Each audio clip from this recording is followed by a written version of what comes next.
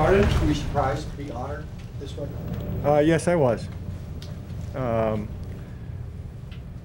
It's something wasn't around until a few years ago, and I think whenever you're recognized for something, like from your efforts, I think it's a nice reward. And as you know, there's some Steelers that I played with, my teammates, who not only are the greatest Steelers of all time, but maybe the greatest NFL players of all time. Debatable, argumentable, but to join those guys, it's really a treat. It was really a thrill, and I'm proud to have earned it. Now, you were Leatherneck, right? Fighting Leatherneck. As a matter of fact, there's two Leathernecks in the room right now.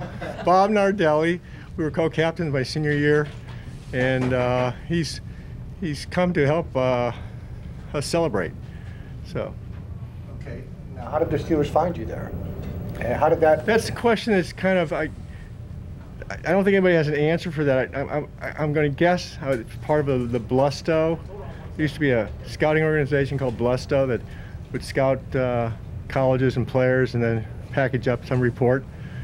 And my understanding was that Noel and Art Rooney Jr. were looking for a player, a safety, a defensive back, and I think they rolled the dice on me. There was a couple questions that Chuck asked.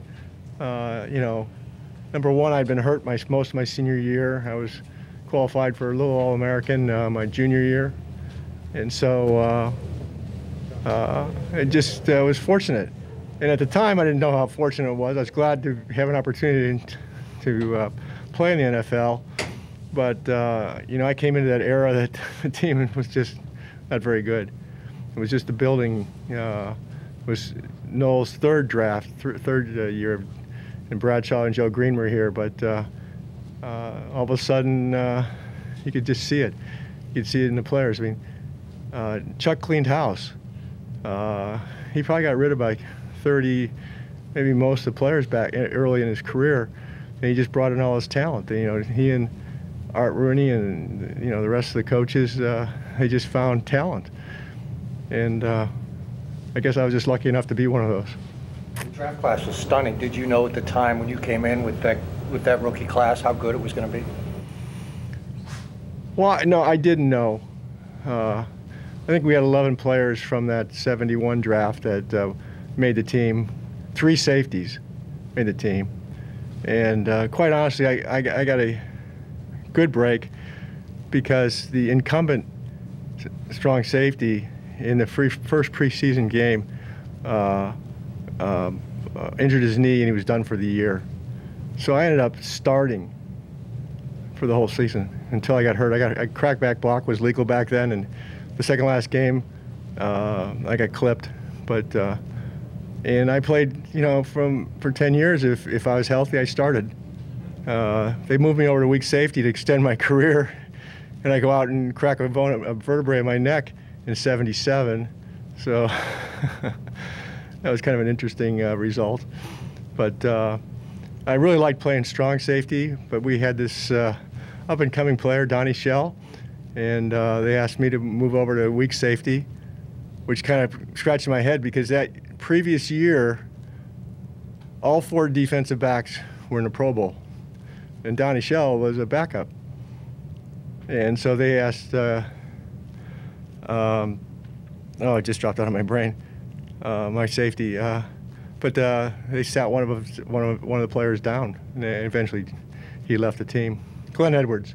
Glenn, yeah. So that was some curious maneuvering, that's for sure. And fortunately, I could play both positions, so I went out as a free safety.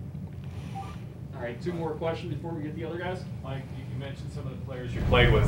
Did you ever kind of wonder if people realized the impact that you made defensively?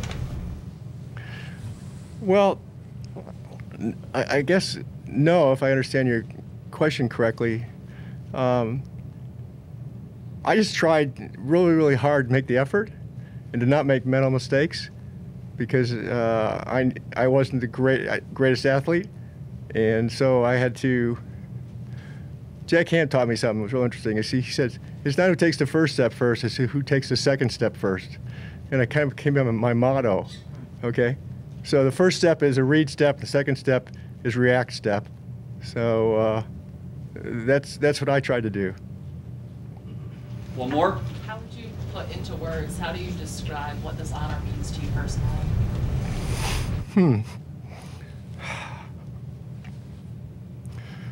It's all right.